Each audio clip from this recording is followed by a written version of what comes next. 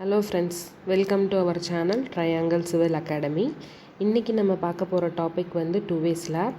டாபிக்கு போகிறதுக்கு முன்னாடி ப்ரீவியஸ் வீடியோவில் நான் வந்து ஒன் வே ஸ்லாப் ப்ராப்ளம் எப்படி சால்வ் பண்ணணும் அப்படின்றது போட்டிருந்தேன். பார்க்காதவங்க டிஸ்கிரிப்ஷனில் லிங்க் இருக்குது, கண்டிப்பாக பாருங்கள். நம்ம சேனலை இன்றைக்கி புதுசாக பார்க்குறவங்க இப்போ சப்ஸ்கிரைப் பண்ணுங்கள், பெல் ஐக்கானை கிளிக் பண்ணுங்கள். இப்போ டாப்பிக்கை ஸ்டார்ட் பண்ணலாம். ஸோ டாபிக் வந்து டூ வே ஸ்லாப் அப்படின்னு சொல்லியிருந்தேன். ஸோ ஃபஸ்ட்டு நமக்கு அதனோட கண்டிஷன் என்ன அப்படின்றது தெரியணும். என்ன condition? ly/lx less than or equal to 2 அப்படின்னு சொல்லுவாங்க. ஃபார் எக்ஸாம்பிள் lyயும் lxோட ரேஷியோ வந்து 1.5 வருது அப்படின்னா லெஸ் தேன் அது வந்து 2வை விட வந்து என்னவா இருக்குது, கம்மியாக இருக்குது. ஸோ அதனால் இதை நம்ம வந்து டூ வே ஸ்லாப் அப்படின்னு சொல்கிறோம். அப்போ டூ வே ஸ்லாபில் வந்து 2 டைப் இருக்குன்னு சொல்கிறாங்க. அப்போ என்ன டைப்பு? ரெஸ்ட்ரெயின்டு ஸ்லாபு, இன்னொன்று நான் ரெஸ்ட்ரெயின்டு ஸ்லாப்.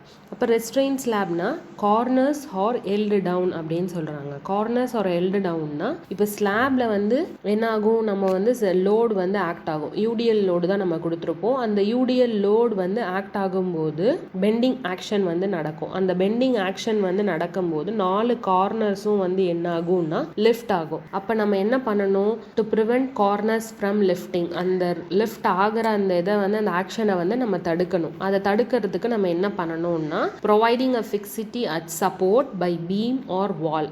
அந்த 4 கார்னரில் நம்ம என்ன பண்ணியிருப்போம்னா பீமோ இல்லை வாலோ நம்ம வந்து கொடுத்து அந்த லிஃப்ட் அப் ஆகிற ஆக்ஷனை நம்ம என்ன பண்ணியிருப்போம் அப்படின்னா ரெஸ்ட்ரெயின் பண்ணியிருப்போம். அதுதான் வந்து ரெஸ்ட்ரெயின்டு ஸ்லாப் அப்படின்னு சொல்லுவாங்க. நான் ரெஸ்ட்ரெயின்டு ஸ்லாப் ஆர் அன்ரெஸ்ட்ரெயின்டு ஸ்லாப் அப்படின்னா என்னென்னா இந்த ஸ்லாப்ல வந்து அந்த ப்ரிவென்டிங் ஆக்ஷன் அந்த 4 கார்னர்ஸில் வந்து என்ன இருக்காதுன்னா ப்ரிவென்டிங் ஆக்ஷனுக்காக நம்ம எந்த ப்ரொவிஷனுமே வந்து கொடுத்துருக்க மாட்டோம். அதுதான் வந்து என்னென்னா அன்ரெஸ்ட்ரெயின் ஸ்லாப் அப்படின்னு சொல்றாங்க. இப்போ நம்ம டிசைன் எல்லாமே வந்து எது படி பண்ணிட்டு இருக்கோம்னா IS 456/2000 ரெக்கமெண்டேஷன்ஸ் தான் ஃபாலோ பண்றோம். அதில் அன்ரெஸ்ட்ரெயின்டு ஸ்லாபா இருந்தது அப்படின்னா பேஜ் நம்பர் 91 டேபிள் 27ல உங்களுக்கு பெண்டிங் மூமெண்ட் கோஎஃபிஷியன்ட் எப்படி எடுக்கணும் அப்படின்னு ஒரு டேபிள் கொடுத்துருக்காங்க. அதுல என்ன அப்படின்னா சிம்பிளி சப்போர்ட்டட் அட் 4 sides அப்படின்னு சொல்லியிருப்பாங்க.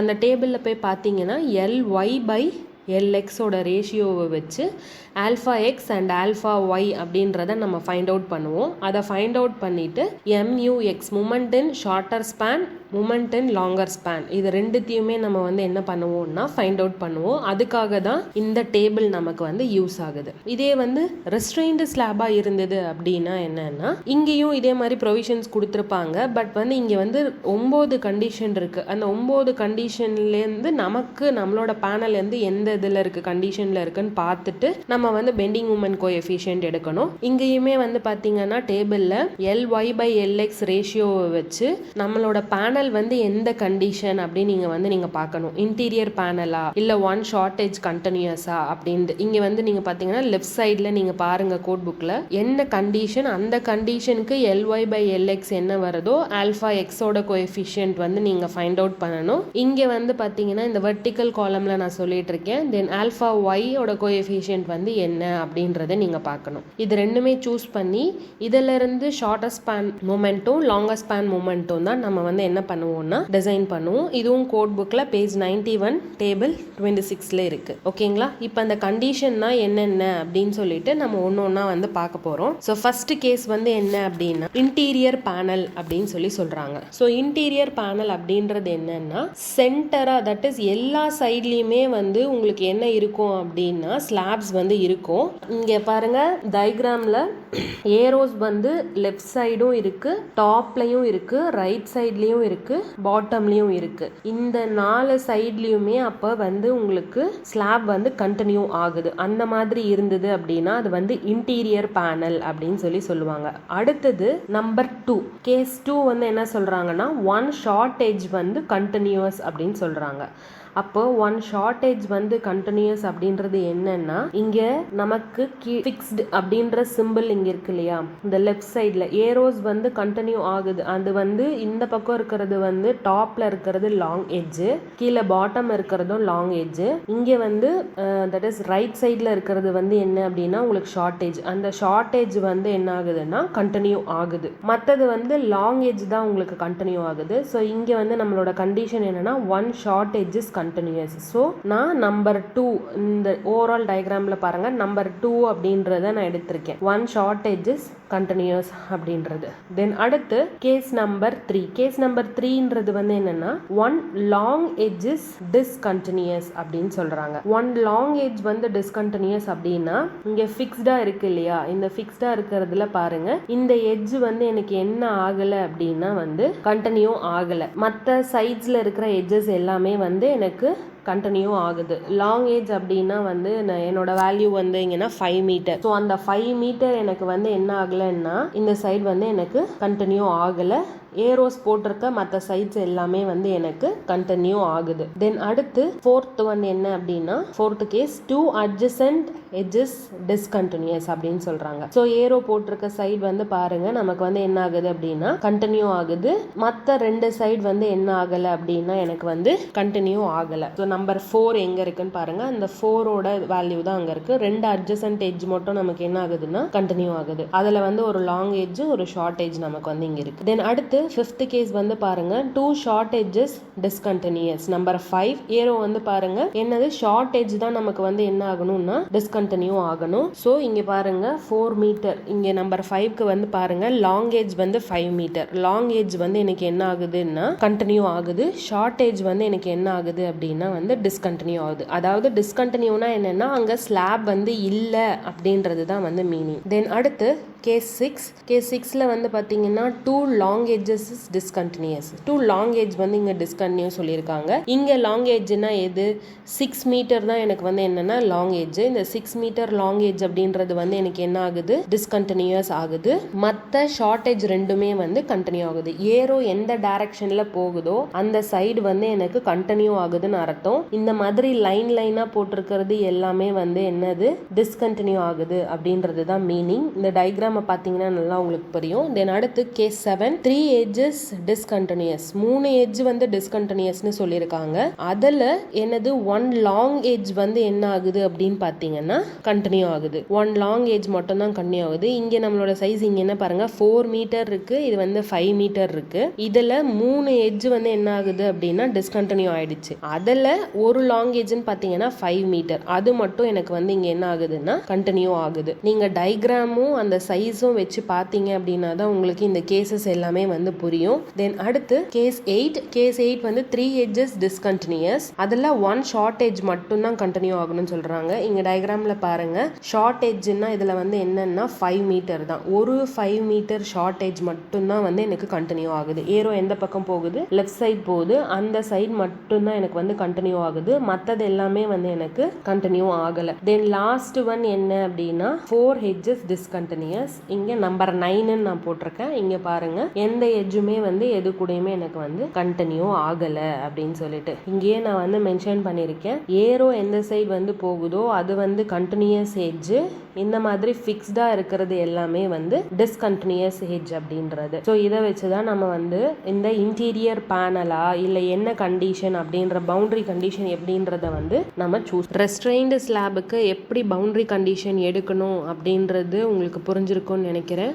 ஸோ இப்போ நம்ம டிசைன் ப்ரொசீஜர் பார்க்கலாம். எப்படி வந்து ஸ்லாப் டிசைன் நம்ம 1 வே ஸ்லாபுக்கு டிசைன் ப்ரொசீஜர் நம்ம பார்த்துருந்தோம். இப்போ 2 வே ஸ்லாபுக்கு டிசைன் ப்ரொசீஜர் வந்து என்ன அப்படின்றத பார்ப்போம். ஸோ எல்லாமே வந்து சிமிலராக தான் இருக்கும், எக்ஸப்ட் மூமெண்ட் அந்த ஸ்டெப் மட்டும் நமக்கு வந்து கொஞ்சம் வேரியா இருக்கும். So first step spanning condition ly/lx less than or equal to 2 இருக்கணும்.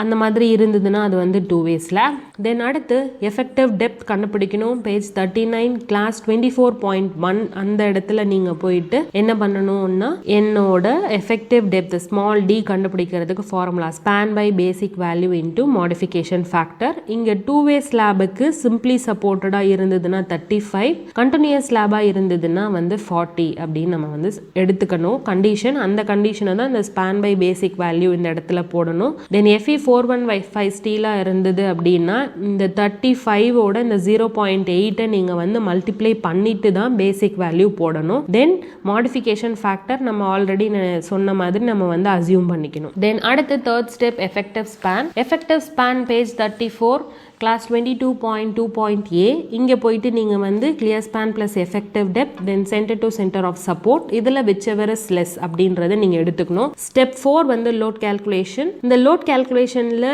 ஆல்ரெடி நம்ம பண்ண மாதிரி self weight of slab, live load, floor finish, service load இது மூணுத்தையும் ஆட் பண்ணுறது வந்து இந்த சர்வீஸ் லோட். தென் இதை 1.5 மல்டிப்ளை பண்ணுறது தான் வந்து உங்களுக்கு வந்து என்னன்னா டோட்டல் ஃபேக்டர்ட் லோட். தென் மூமெண்ட் கேல்குலேஷன். ஸோ இவ்வளோ நேரம் நம்ம முன்னாடி பார்த்தது என்ன அப்படின்னா இந்த ஸ்டெப் 5 தான்.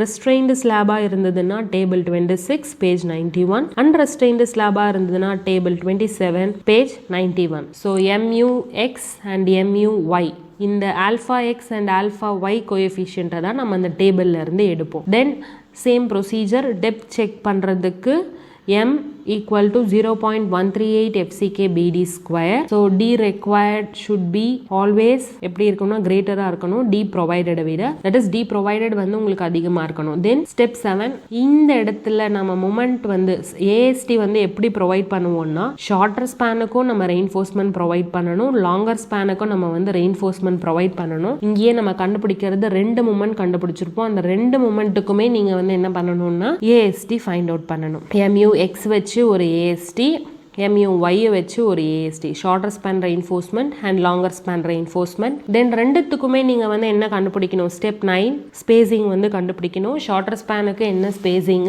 லாங்கர் ஸ்பேனுக்கு என்ன ஸ்பேசிங் அப்படின்றத கண்டுபிடிச்சிட்டு டிஸ்ட்ரிபியூஷன் ரெயின்ஃபோர்ஸ்மெண்ட் ஸ்டெப் 10 நம்ம அதை வந்து ஃபைண்ட் அவுட் பண்ணுவோம். AST மினிமம் வந்து 0.12% இன்டூ BD அப்படின்றது தான். தென் டிஸ்ட்ரிபியூஷன் ரெயின்ஃபோர்ஸ்மெண்ட்டுக்கு ஸ்பேசிங் நம்ம வந்து கண்டுபிடிக்கணும்னா பேஜ் 46 கிளாஸ் 26.3.3b. ஸோ இந்த இடத்துல நம்ம போயிட்டு 5 times of D 450 mm இதில் எது வந்து கம்மியோ அதை வந்து நம்ம ஃபைண்ட் அவுட் பண்ணுவோம். தென் அடுத்து step 11 check for shear. Nominal shear என்ன, பெர்மிசிபிள் ஷியர் என்ன அப்படின்றத நம்ம வந்து ஃபைண்ட் அவுட் பண்ணணும். நாமினல் ஷியர் கண்டுபிடிக்கணும்னா formula tau v is equal to VU by BD. Then permissible shear கண்டுபிடிக்கணும்னா டேபிள் 19ல போயிட்டு PT value find out பண்ணணும் 100 AST by BD. tau v should be always less than tau c. So அந்த மாதிரி இருந்ததுன்னா என்னோட slab வந்து safe அப்படின்ற கண்டிஷனை நம்ம சாட்டிஸ்ஃபை பண்ணணும். Then step 12 check for deflection. Check for டிஃப்ளெக்ஷனில் நீங்கள் என்ன பண்ணணும்னா L/D max basic value into modification factor. Modification factor கண்டுபிடிக்கணும்னா கோட் புக்கில் பேஜ் நம்பர் 38 அந்த கிராஃப்ல இருந்து தான் நம்ம வேல்யூவை எடுக்கணும். L/D provided always less than of L/D மேக்ஸாக இருக்கணும். இந்த மாதிரி இருந்ததுன்னா நம்மளோட ஸ்லாப் வந்து சேஃப் அப்படின்றது அர்த்தம். ஸோ இப்போ இங்கே நம்ம பார்த்துட்டு இருக்கிறது 2 way ஸ்லாப். கார்னர்ஸ் வந்து என்ன பண்ணணும், ரெஸ்ட்ரெயின்டு ஸ்லாபாக இருந்தது அப்படின்னா நமக்கு கார்னர்ஸ் வந்து என்ன பண்ணியிருப்பாங்க அப்படின்னா வந்து ப்ரிவென்ட் பண்ணியிருப்பாங்க அந்த லிஃப்ட் அப் ஆகிறதுலேருந்து. ஸோ அது எப்போ ப்ரொவைட் பண்ணணும் அப்படின்னா when 2 edges is become discontinuous. எப்பயுமே நம்ம வந்து 2 edge வந்து டிஸ்கண்டினியூஸாக இருக்கும் போது தான் டார்ஷன் ரெயின்ஃபோர்ஸ்மெண்ட் வந்து ப்ரொவைட் பண்ணுவோம். அந்த மாதிரி ப்ரொவைட் பண்ணோம் எப்படின்னா 2 லேயராக நம்ம வந்து ப்ரொவைட் பண்ணுவோம். Top and bottom required cover கொடுத்து அது மேலே தான் வந்து நம்ம இந்த ரெயின்ஃபோர்ஸ்மெண்ட்டை வந்து கொடுத்துருப்போம். இப்போ லென்த் வந்து என்ன, டார்ஷன் ரெயின்ஃபோர்ஸ்மெண்ட்டோட லென்த் வந்து என்னவா இருக்கணும்னா 1/5 ஆஃப் ஷார்ட்டர் எஃபெக்டிவ் ஸ்பேன். உன்னோட LXோட லென்த் இருக்கும் இல்லையா, அந்த LXல 1/5 நீங்கள் எடுக்கணும். தென் அடுத்து ஏரியா, உங்களோட டார்ஷன் ரெயின்ஃபோர்ஸ்மெண்ட் ஏரியா வந்து எவ்வளோ இருக்கணும்னா 3/4 ஆஃப் AST நம்ம கண்டுபிடிச்சிருப்போம் எக்ஸ் டைரக்ஷனுக்கு. அதில் 3/4 ஆஃப் AST வந்து அங்கே டார்ஷன் ரெயின்ஃபோர்ஸ்மெண்ட்க்கு கொடுக்கணும். என்ன ஸ்பேசிங்கில் நீங்கள் கொடுக்கணும்னா 4/3 of spacing of bars at mid span. என்னோட ஸ்பேசிங் நான் வந்து ஆல்ரெடி நான் கொடுத்துருப்பேன் மிட் ஸ்பேனுக்கு. அதில் 4/3 ஆஃப் ஸ்பேசிங் வந்து நான் என்னோட டார்ஷன் ரெயின்ஃபோர்ஸ்மெண்ட்டுக்கு ஸ்பேசிங்காக கொடுக்கணும். ஸோ இது வந்து நம்ம கார்னரில் ப்ரொவைட் பண்ணுவோம். எந்த கார்னர்னா when 2 edges is become discontinuous. டிஸ்கண்டினியூஸாக இருக்கும் போது தான் நம்ம வந்து என்ன பண்ணுவோம், ரெயின்ஃபோர்ஸ்மெண்ட் டார்ஷன் ரெயின்ஃபோர்ஸ்மெண்ட் ப்ரொவைட் பண்ணுவோம். கண்டினியூஸாக இருக்கும் போது நம்ம வந்து ரெயின்ஃபோர்ஸ்மெண்ட்ஸ் ப்ரொவைட் பண்ண தேவையில்லை. ஸோ ஃபைனலாக வந்து ரெயின்ஃபோர்ஸ்மெண்ட் டீடைல்ஸ். ரெயின்ஃபோர்ஸ்மெண்ட் டீடைல் அப்படின்றது வந்து என்னன்னா ஷார்ட்டர் ஸ்பேன்லையும் இதில் வந்து மெயின் ரெயின்ஃபோர்ஸ்மெண்ட் இருக்கும், லாங்கர் ஸ்பேன்லையும் மெயின் ரெயின்ஃபோர்ஸ்மெண்ட் இருக்கும். அது ஸோ ஓவராலாக நம்ம இன்னைக்கு பார்த்த டாப்பிக்கில் வந்து 2 way ஸ்லாப்னா என்ன, அதனோட டைப்ஸ் என்ன, அந்த டைப் டிஃப்ரெண்ட் ஆகும்போது எந்த டேபிளில் போயிட்டு நீங்கள் கோஎஃபிஷியன்ட் எடுக்கணும் அப்படின்றது தான் வந்து மெயின். மற்ற டிசைன் ப்ரொசீஜர் எல்லாமே வந்து சிமிலராக தான் இருக்கும். ஒன் வே ஸ்லாபுக்கும் டூ வே ஸ்லாபுக்கும் ரெண்டுமே வந்து சிமிலராக தான் இருக்கும். டூ வே ஸ்லாப் அப்படின்றதுல வேரியேஷன் வந்து அந்த மொமெண்ட் மட்டும்தான். தென் அடுத்து டார்ஷன் ரெயின்ஃபோர்ஸ்மெண்ட் மட்டும்தான். மற்றது எல்லாமே வந்து சேம். ஸோ உங்களுக்கு இந்த வீடியோ பிடிச்சிருக்கும்னு நினைக்கிறேன். பிடிச்சிருந்ததுன்னா லைக் பண்ணுங்கள், ஷேர் பண்ணுங்கள், சப்ஸ்கிரைப் பண்ணுங்கள். தேங்க்யூ.